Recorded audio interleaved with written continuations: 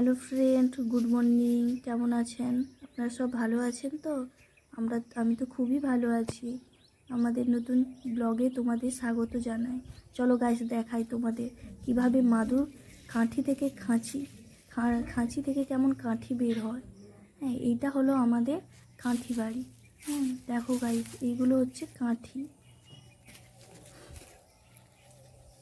চলো দেখাই এবার কাঠিগুলোকে কেমনভাবে কেটে নেওয়া হচ্ছে।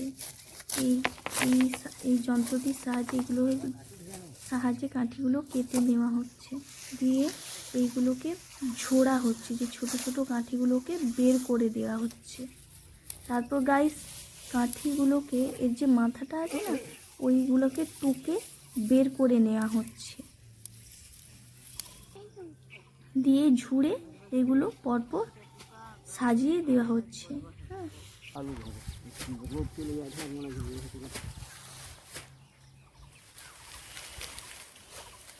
দিয়ে ওই কাঠিগুলোকে ঝোড়া হচ্ছে, ঝরে ভাগ ভাগ করে রেখে দেওয়া হচ্ছে।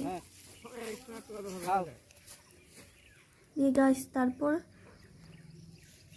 এটা হচ্ছে ছুরি। এই যন্ত্রটার নাম হলো ছুরি। ছুরির সাহায্যে ওই কাঠিগুলোকে না একটা একটা করে গেঁথে নেওয়া হচ্ছে। দেখো গাইস কেমন করে একটা একটা কাঠিগুলোকে গেঁথে তারপর ওই কাঠির মাথাটাকে চেরা হচ্ছে। দেখো গাইস, কাঠিগুলোকে এক এক করে ঠুকিয়ে চিড়ে নেওয়া হচ্ছে। মাথাটা চেরার পরে দিয়ে পুরো অংশটাকে চিড়ে নেওয়া হবে।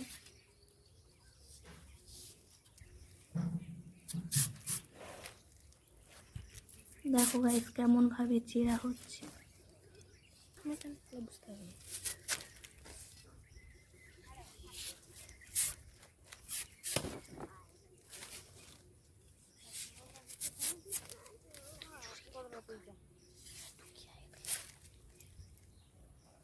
দেখেছো, পুরো অংশটা চিড়ে নেওয়া হলো। চিড়ে গাইস এবার আমি যাচ্ছি এগুলোকে রোদে শুকোতে। তো চলো গাইস, একটা পাকটি ফেলে দিলাম, তারপর ওই কাঠিগুলোকে মিলিয়ে দিলাম। রোদে এগুলোকে মিলিয়ে দিলাম। দেখেছো গাইস কত কত কাঠি শুকোতে দেওয়া হয়ে আছে। এইগুলো রোদে শুকোতে দেওয়া হলো।